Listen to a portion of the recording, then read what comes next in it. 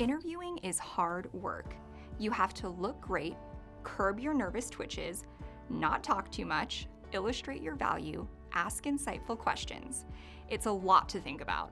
One of the questions you may not have even considered is the one that can make a big difference in your candidacy for the role. Why should I hire you?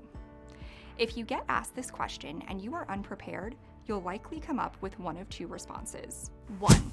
Complete deer in headlights moment with nothing at all to say. You're stunned. 2. A list of your soft skills and how nice you are. I'm loyal, I work hard, I'm a team player, and people like me. But if you take some time to craft a great answer, you'll not only nail the interview, you'll likely be offered the job. When you think about your job search, there are two aspects of it: looking for a job and the interview. Looking for a job is marketing. The job interview, though, is a sales call. Your number one goal is to close the deal, or put differently, to receive a job offer. Everything you do during your brief time in the hot seat should be focused on meeting that goal. If a job interview is like a sales call, that means that simple sales approaches will work great. The key is to get out of your own head and think of yourself as the widget you are selling. You have to tell the interviewer why you're the next best thing and how they will miss out if they don't hire you. By using a simple 3-part formula, you can craft an excellent response to the question of why someone should hire you.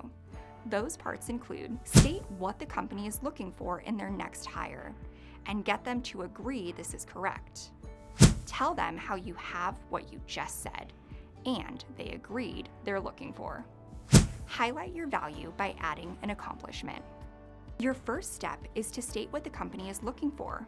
When asked, "Why should I hire you?" start with, "It's my understanding you're looking for someone who has," and share 2 or 3 things that are needed to be excellent in this position. Get them to agree with what you said in step 1. After you've said what you feel the company is looking for in their new hire, simply ask, "Is that correct?" You want them to agree that it is, because that first yes leads them to the next yes, and all of that eventually leads them to making you an offer. But what if you don't get a yes? A no or trepidation following your restating of what they're looking for just means that you need to revisit step 1. Okay, let's revisit that then. What did I miss? Then you'll listen, see what they're really looking for, and restate that new information and ensure you're on the right path. Tell them how you have what they're looking for. Although the easy out might be to say, "Oh, you're looking for this? I have that," and move on, that's not really where you should go in this step. You want to share how your experience fits with their needs. Give them a little overview of what you offer that's in alignment with what they're looking for. Get specific, but of course, keep it succinct. Highlight your value with an accomplishment. Most people, if they do have a strong answer to this question, skip the clincher, sharing an accomplishment.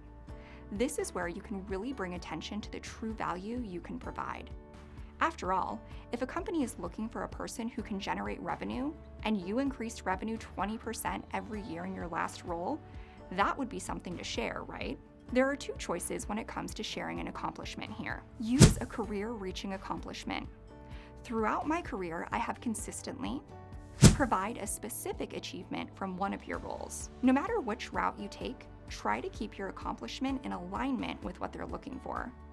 Saying you made a lot of money when they don't care about revenue generation won't be quite as compelling as talking about their need for a quality project manager. While you shouldn't lead into your answer with soft skills, they are great additions to round out your technical abilities. At a certain level, employers are looking for experience first, not fit, but fit is always a benefit. Soft skills can include things that make you likable, fun, or even memorable.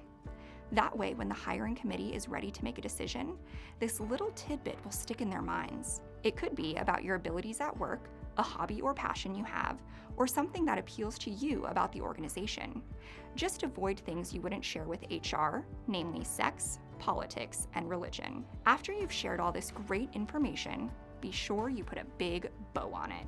And that's why I'd be a great addition to the team. Although you can't really know exactly what the company will be looking for, You can practice answering this question by assuming different scenarios. Above all, be succinct and targeted. When you're asked, "Why should I hire you?" you don't want to take 5 to 10 minutes to answer. Keep your response to about 2 to 3 minutes, and you'll be well on your way to securing an offer. In most instances, when you're going through the job interview process, you're going to be asked, "Why should I hire you?" To answer that question successfully, you need to practice and have a great response at the ready. To do that, some things to remember include: a job interview is like a sales call, so use sales techniques. Use a simple 3-part framework for your answer that includes saying what the company is looking for, telling them how you meet those needs, and adding an accomplishment to round out your story. Make yourself more 3-dimensional by sharing something that highlights your hobbies, interests, personality, or other soft skills. Nail the landing by bringing it back to the fact that you'll be a great addition to the team.